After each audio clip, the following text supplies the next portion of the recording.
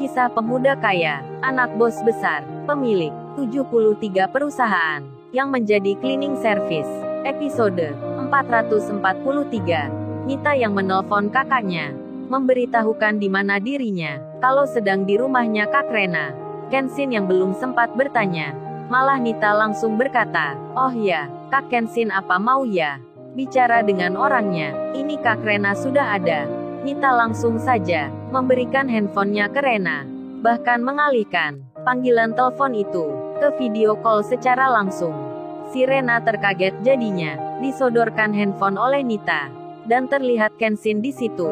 Kenshin pun sama, jadi terkejut dirinya melihat Rena di layar handphonenya. Untungnya, Kaori berada di seberangnya, lagi bicara dengan temannya, dan Kenshin menyapa, "Loh, ternyata adikku benar ya, berada di rumahnya Mbak Rena. Kok bisa ke sana? Gimana ceritanya?" Si Rena pun menjawabnya, "Oh ini Mas Kenshin, Nita nggak sengaja ke sini. Katanya mau ke rumah temannya, tapi bingung alamatnya, jadinya kita bertemu di depan. Dan aku suruh mampir ke rumah." Rena tersenyum sambil melihat Nita. Dan Kenshin malah bicara, menggoda adiknya. "Oh jadi gitu ceritanya Mbak Rena. Pasti Nita sudah pacaran. Janjian ke situ. Awas ya Nita, aku bilangin ke ayah, kamu masih sekolah udah berani pacaran." Si Rena tersenyum, dan Nita membalasnya, "Enak aja kakak bilangnya, aku mau belajar kelompok kok dibilang pacaran." Nita agak sewot mendengar ucapan kakaknya, dan Rena melihat Kenshin dari layar handphone itu. Kenshin sedang ditemui security. Rupanya, security itu bicara dalam bahasa Inggris, berkata pada Kenshin agar jangan berdiri di sini, menghalangi orang yang akan keluar. Kenshin disuruh menepi. Kaori dan Resa melihatnya. Bersamaan itu staf penting perusahaan lagi naik mobilnya hendak keluar, dan security mempersilahkan dengan mengatur lalu lintas di depannya. Staf itu tak sempat melihat Kenshin, langsung saja menjalankan mobilnya. Kemudian Rena bicara, "Sepertinya Mas Kenshin lagi ada keperluan ya?" Kenshin menjawabnya, "Iya Mbak Rena." Dan Rena pun bilang, "Kalau gitu saya tak mengganggu." Handphone yang dipegangnya lalu diberikan ke Nita. Nita kemudian bicara sebentar ke kakaknya. Kenshin malah berkata, "Oh ya Nita, kamu pulangnya jangan malam-malam. Itu jauh dari rumah. Kalau bisa minta dijemput saja." Nita pun mengiyakan. Setelah itu telepon ditutup. Kenshin melanjutkan lagi, akan menelpon seseorang. Dan Resa sendiri masih saja tak percaya diri. Ia meragukan Kaori yang menyuruhnya agar menunggu di sini. Kaori pun sebenarnya ia belum mengerti, belum pernah diberitahu tentang perusahaan ini yang begitu megah sekali. Bahkan Kaori mengira perusahaan ini miliknya orang lain, mungkin mitra kerja dari mertuanya. Kaori pun bertanya-tanya, sedikit bimbang dirinya, apakah temannya bisa kerja di sini, apalagi terlihat security-nya nampak tak ramah pada Kenshin. Kaori pun jadi sangsi, sedikit resah di hatinya, dan bersama Resa temannya, Kaori melihat suasana yang ada di sekitarnya. Kemudian di lain tempat, Pak Andi, Pak Michael, Pak David, serta Pak Freddy dan rombongan bersiap pula akan pulang karena rapat kerja. Semua selesai dilakukan, namun mereka menyempatkan diri mampir di kota London. Pak Michael mengajaknya untuk mengunjungi perusahaan yang belum didatangi, dan di saat bersamaan, Kaori bertanya pada Kenshin, "Saiko kita nggak masuk juga ke dalam? Emang kita menunggu apa? Terus yang telepon kamu tadi siapa ya?"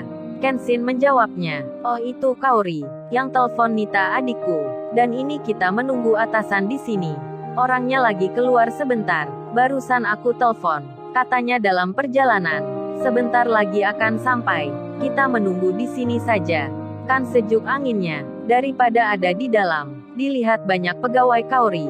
"Aku inginnya itu, kita langsung masuk ke kantor pimpinannya, biar nggak jadi perhatian." Kaori pun belum mengerti maksudnya, dan Kaori hanya mengiyakan, percaya saja pada Kenshin.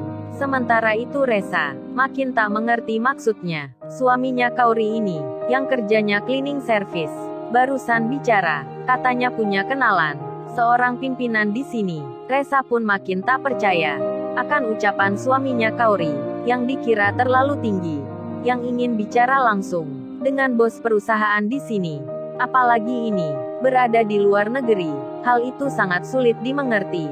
Sungguh tak masuk akal sekali.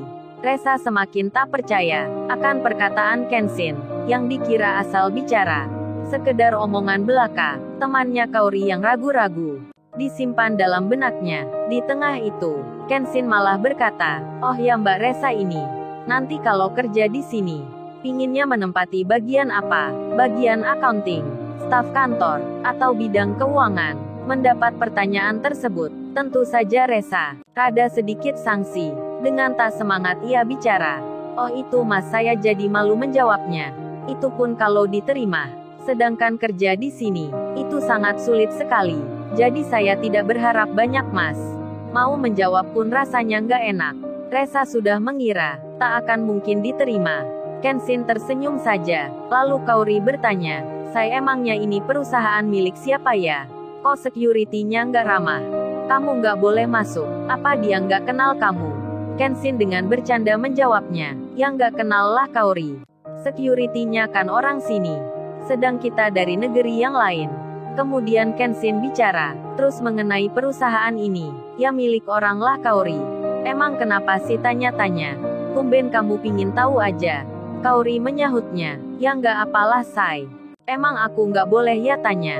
Resa melihat Kaori yang bicara dengan suaminya saling menggoda dan tersenyum. Resa pun sudah tak bersemangat, hendak memutuskan pulang.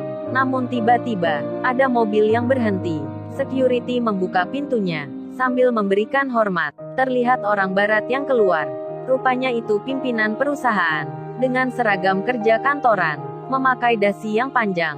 Kemudian langsung saja berjalan menghampiri Kenshin, menyapa dengan bahasa Inggris, memanggil Kenshin dengan berkata, "Selamat datang ke sini Tuan Muda.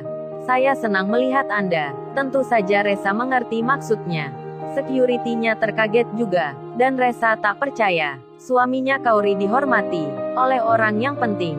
Terhenyak dirinya karena melihat di depannya pimpinan perusahaan ini benar-benar mengenal akan suaminya Kaori, bahkan begitu antusias sekali untuk menyambutnya. Resa terheran-heran jadinya, sangat-sangat terkaget dirinya. Kemudian pimpinan perusahaan itu mengenalkan diri ke Kaori dan Resa.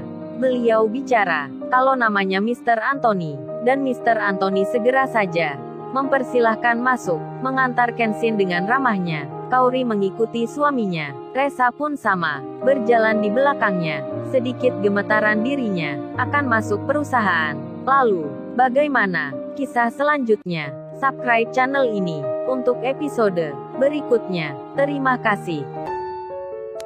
Jangan lupa ya guys, untuk kelanjutan ceritanya ada di channel Story Kaori. Jangan lupa subscribe ya guys, dan tekan notifikasinya